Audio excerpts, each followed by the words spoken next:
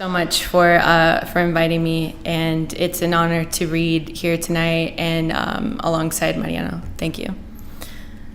I'm going to start off with a poem about my dad, Little Sons. Part 1.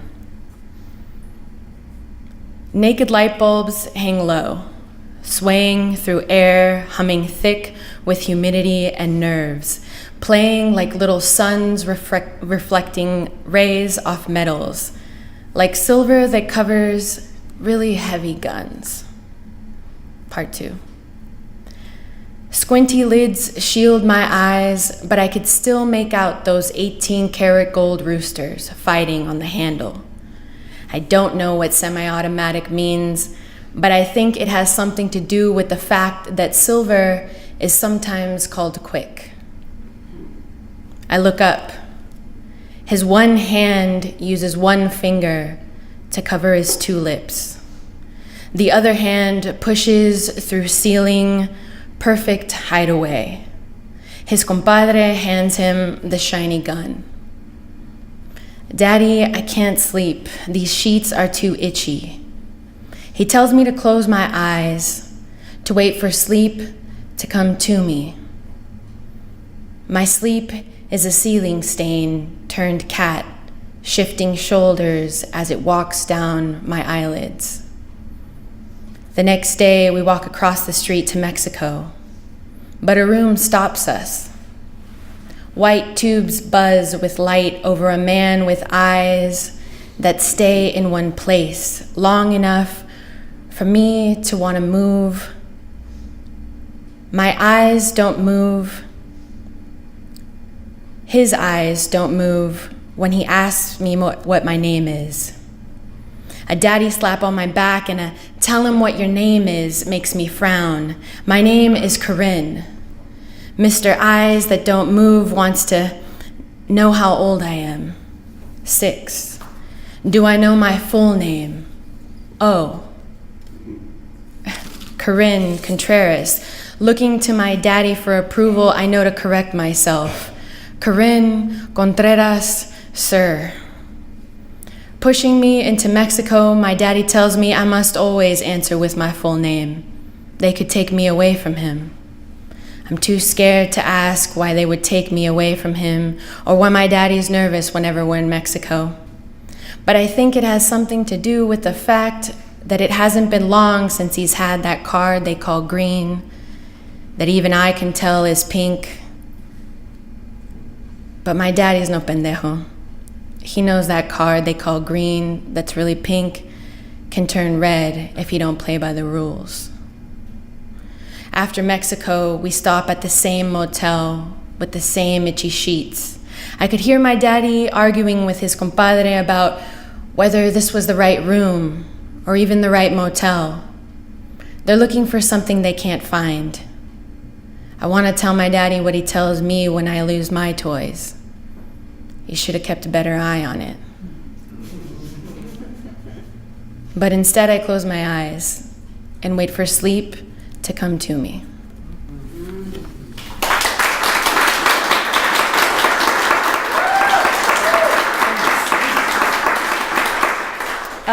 This poem, I think, needs a little bit of context. The date was November 5th, 2016, so it was, I believe it was a Saturday before the Tuesday in which our current president became president.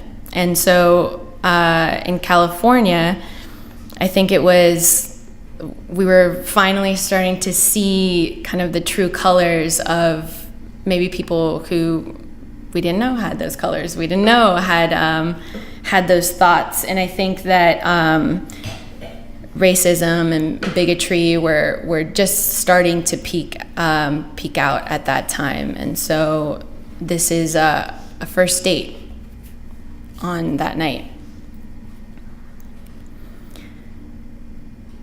This night, two bodies meet on a public street, pulling each other in ways synonymous with authenticity. Street light turned spotlight on this juncture of histories unknown to one another. Fearing the worst had become customary, yet an agreeable, unspoken arrangement between ourselves, each other, and trauma. Pushed away to the point of satisfaction, allowing a pocket of self-gratification to manifest just this once, please. It's always unsettling how a sound as common as a car slowly driving by can deflate a moment's charm. Tension presents itself to this once peaceful arrangement, a woman's laughter, her drunken banter, put peace into question. Why had this been expected to be safe? Even here in California, anyone can be a formidable opponent. So certain bad was coming, I pushed myself into a stance I was taught meant protection. You know, we still talk about that night, how this person was so drunk on their freedom of speech that they burst with words they knew we deserved to feel. Yes, Queen, girl power.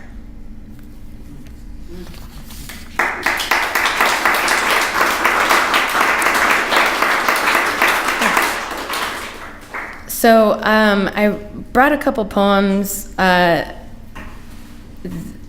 really are the city, my surroundings in ekphrastic form. I think that, I'll go into it a little bit later with in a couple poems from now, but I'm going to start with this poem, Stuck, or Little California.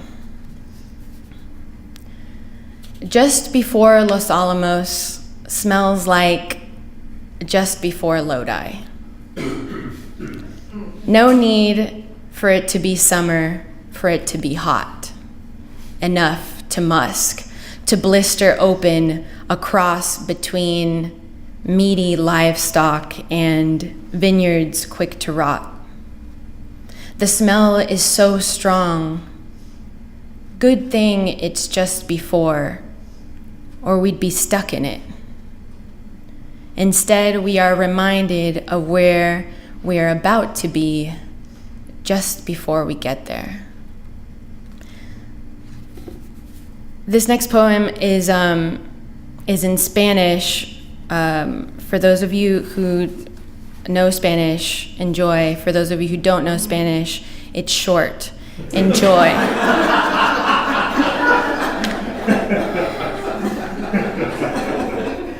It's titled Órbita. Cuando la poesía ya no sea suficiente para detenerte, alma inquieta, recuérdame. And these next two poems are dedicated to my partner, C. This one titled, Stay on You. I heard a song today, some song with a deep beat, and I immediately saw your face. With a slight curved smile, your chin tilted up, I saw your shoulders raise, your wrists jangle and float above your head. I watched your hands dip and swerve like a charmer conducting music. Snakes like me dance too. Conducting snakes, charming orchestras, what's the difference? Eyes stay on you. Your fingers clip together, flip up before dropping, then jutting to a beat I only assume is still there. I've become so lost in this trance of you, mesmerizer, charming this body, conducting these strings.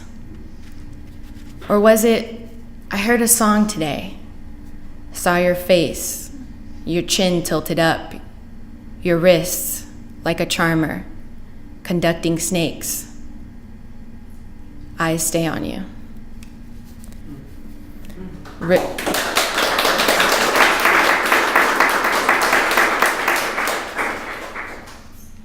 Reflect. Her skin as smooth as melted glass, cools and hardens to mirror, and I know why I'm here. Because I've learned to love myself enough to love this mirror of a woman with unruly hair and driftwood poetry, with solemn mantras and dewy eyes on a Friday afternoon overflowing to corners of her face, collecting at a chin worth noticing, I tell her. She smiles, and time trickles slowly. This mirror that once was sand, once had no way of reflecting. And you look deep in that mirror and wonder how it could have been anything other than truth staring right back at you.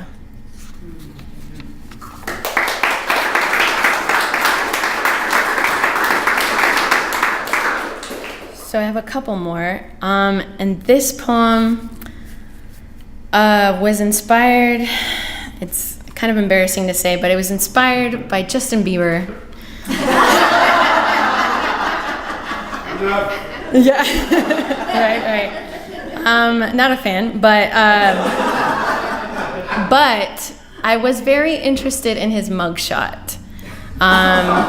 There was a mugshot that came out a few years back, and there was something about the way he smiled for that what is it, the quintessential front photo, and then the profile shot of that mugshot. And the front one is he's just gleaming and beaming, and then the profile shot is more real. It looks like it's sunk in on that profile shot. So if you don't mind, I'm going to be reading this poem in that manner.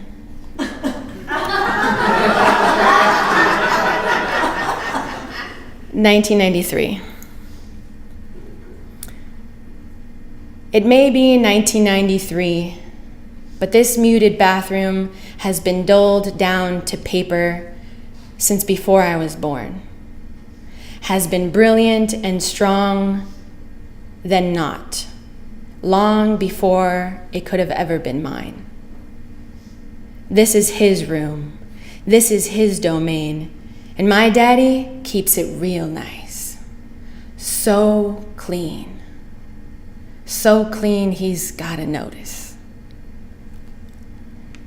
Prying my glare from sink to mirror, I look deep into eyes that demand fire, and I let myself have it. 1, the first is always a surprise. 2, come on, you got this. 3, 4, don't punk out. 5, there it is. Dripping, starting to stream. I don't dare breathe it back up. I don't dare lick a single drop off my upper lip. Reaching for that pristine white shaving towel, I glance at the brightest color in the mirror before sopping it all up, folding it real nice, putting it right back. I don't dare look at a mirror that's got nothing to say to me, while I push my nerve-racked body through a door that's turned to paper.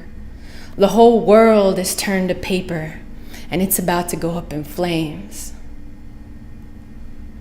Falling into this paper bed of mine, I tell my slamming heart to shh. The spark will come. He's gotta ask. He's gotta ask what's wrong. He'll ask. After years of missed opportunities, refuge sought in silence, I dare anyone to ask me how I'm doing, how I'm feeling, what's wrong, what's wrong, what's wrong, so I can tell you it's way too fucking late with my... I'm fine. Man, I've been fine.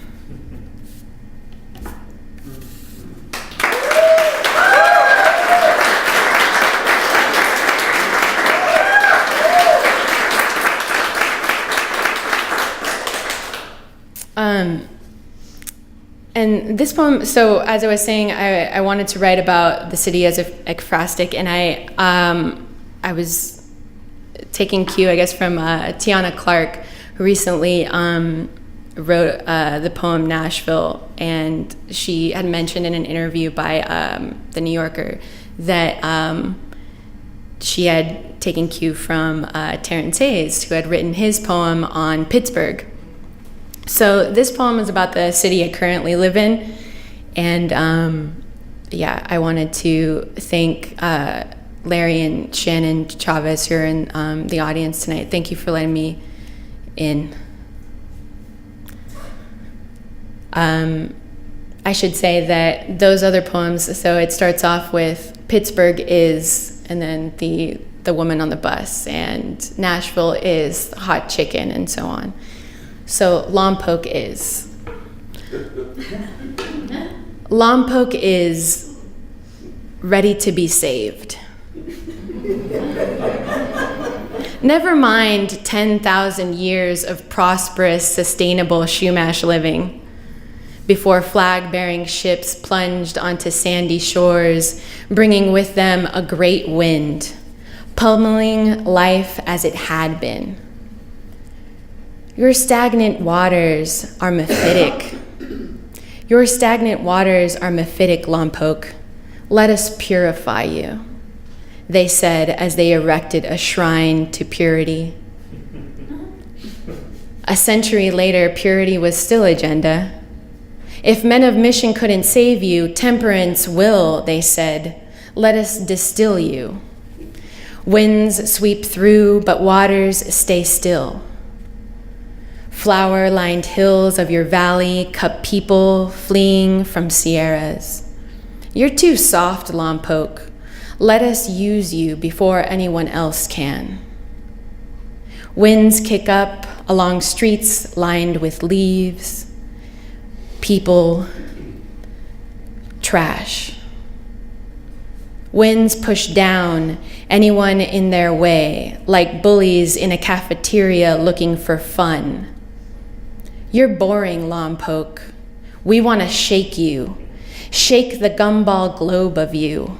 Hold your red cap and tilt. Give us what you've got, Lompoc. With your two circles, reminding outsiders too much of a disease from long ago when people died or were scarred. Too much to pronounce it any other way. Your pock-riddled streets, sidewalks, and faces covered in tattoos, in graffiti. This is what I know, Lompoc. This is all I've known, she said before a single bullet meant for a runaway snapped through. 17 years just like that. Bone, then brain, then eye. No, not like that, Lompoc. That's too much.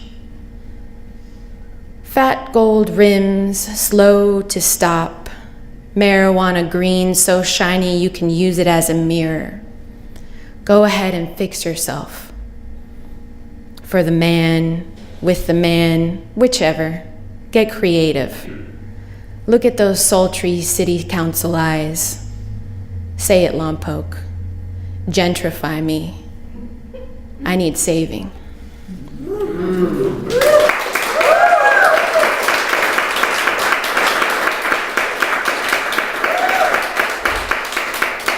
Which obviously isn't true. Lompoc doesn't need saving. It never did. That was the whole point. But yes, anyway. This is the last poem. Thank you again for having me tonight. This is a poem for the Bracero. This was read during the Santa Paula Art Museum series, or just it was the art night for poetry, and it starts off with an epigraph. It's a song by Jesus Ramírez Monge, México lindo y querido.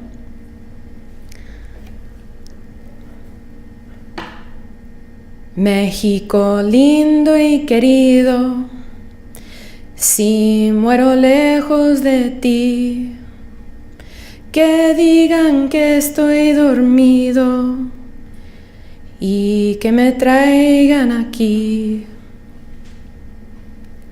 Bring nothing with you, not your mother's sleepy hands poking at edges of soft masa on a searing comal, not your chiquita's hair resuscitating you with each breath that turns sigh into her neck, not the safety in 22 blocks surrounded by dirt roads and tranquil tamarindo orchards. You call me tierra. Not the smoky hug of a pit fire while hunched on a log with your closest friends under a canopy of constellation. Cutting your teeth on pulque and ribald laughs, not knowing, much less caring, of what tomorrow will bring. Let your dreams guide you, escuincle. Let the memory of preparing livestock for sale float off when you stand naked in a hall with hundreds. Let your body step into a blue, swirled white cloud of chemical soot. Let your eyes and lungs burn as the killer powder settles in your hair and skin protruding bones. Let your heart sing with pride when you stoop and sidestep in furrows over lettuce, sugar beets, tomatoes. Let fire spread throughout your spine while sleep escapes you for another countless night. Let humiliation clench your jaw when the only lettered kid in your group explains deductions that led to a check of 2 cents, and you begin to understand your earnings will never be enough to make this all worth it. Let rage cloud your vision in knowing you were just another product, used to build wealth for a country that made it clear it never wanted you. Let tears streak through your dusty cheeks as you tell yourself, if I was gonna die this way, why not go home to do it? Que digan que estoy dormido y que me traigan aquí. Thank you.